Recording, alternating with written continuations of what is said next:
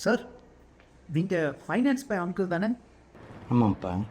Sir, நான் உங்கள் பெரிய ஒரு ரசிகர் சார். உங்கள் சேனல் நான் ஃபாலோ பண்ணிட்டு தான் இருக்கேன். எனக்கு ஒரு சின்ன ஒரு என்கொயரி சார்.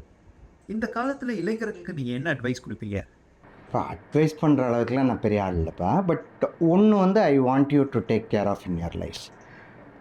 இப்போது உனக்கு வந்து ஒரு டிஸ்போசபிள் சர்ப்ளஸ் இருக்கும். டிஸ்போசபிள் சர்ப்ளஸ்னால் என்னென்னா, உன்னோட தேவைகளுக்கு மேலே உனக்கு இன்கம் வரும். அந்த இன்கம்மை சேவ் பண்ணி இதை வச்சு தான் நீ உன்னோட ஃப்யூச்சரை யூ வில் என்ஷூர்.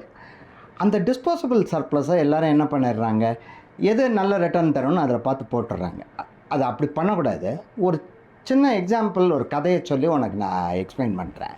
இப்போ நீ காலம்புற ஆஃபீஸ்க்குள்ளே போகிற. ஆஃபீஸ்க்குள்ளே போகும்போது உன்னோட பாஸ் சொல்கிற, நீ இன்றைக்கி சாயங்காலம் உன்னை பர்மனெண்ட்டாக நான் கல்கட்டாக்கு ட்ரான்ஸ்ஃபர் பண்ணிடுறேன்ப்பா அப்படிங்கிற. சரி சார், நான் இப்போ திடீர்னு சொல்கிறீங்களே, நான் வீட்டுக்கு போய் வீடை காலி பண்ணி எல்லா இதையும் டிஸ்போஸ் பண்ணிவிட்டு கல்கட்டா போகிறதுக்கு ரெடி ஆகிறேன் அப்படின்னு நான் சொன்னீங்கன்னு வச்சுக்கோங்களேன். அவர் பாஸ் அப்போ சொல்லுவார், இல்லைப்பா அப்படிலாம் ஷூரிட்டி இல்லை. சாயங்காலம் நம்ம ரயில்வே ஸ்டேஷன் போவோம், காயின் டாஸ் பண்ணுறேன், ஹெட்ஸ் வந்ததுன்னா நீ கல்கட்டா போவ, டெய்ல்ஸ் வந்ததுன்னா யூ கன்யூ இன் மெட்ராஸ் அப்படின்னு சொன்னார்னு வச்சுக்கோயேன். நீ எப்படி how will you handle the situation? Madras வீட்டை உன்னால் இப்போ மூட முடியாது.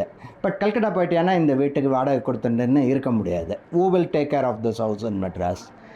இதை லைஃப்பில் வரைச்சா என்ன ஆகும்? இப்போது ஒரு ஹெட் ஆஃப் த ஃபேமிலி இருக்கார். அவர் வந்து 70-75 வரைக்கும் இருப்போம் அப்படின்னு ஷூரிட்டி இருந்ததுன்னா 60 வயசு வரைக்கும் சேவ் பண்ணுவார். 60 வயசுக்கு மேலே இன்கம் இல்லாத போது இந்த சேவிங்ஸை வச்சுன்னு அவர் இருப்பார், அவர் ஃபேமிலியை ரன் பண்ண முடியும். அந்த அதர் ஹேண்ட் ஒரு அன்ஃபார்ச்சுனேட் ஈவெண்ட், கொரோனா மாதிரி ஒரு டிசீஸோ இல்லை ஒரு ரோடு ஆக்சிடெண்ட்டோ அந்த மாதிரி ஏதாவது எடுத்து வச்சுக்கோங்க அவருக்கு.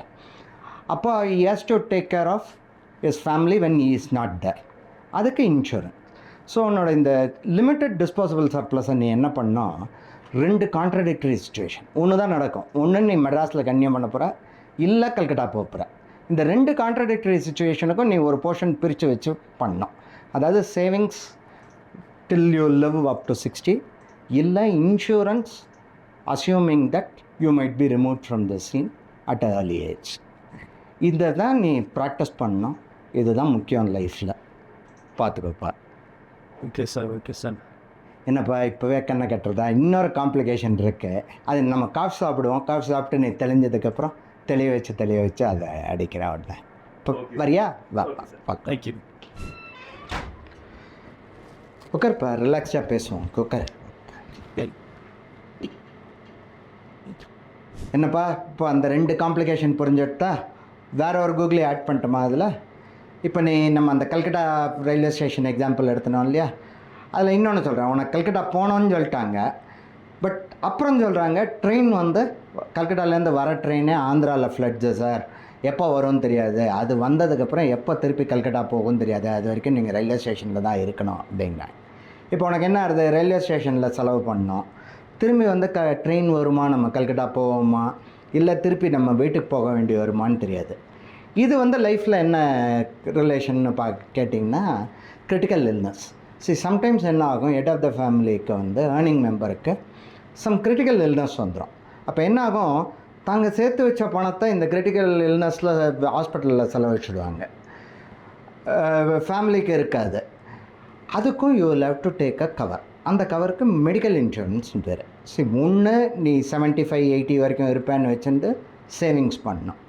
இன்னொன்று the head of the family சடனாக இஸ் ரிமூவ் ஃப்ரம் த சீன்னு டேர்ம் இன்சூரன்ஸ் எடுக்கணும்.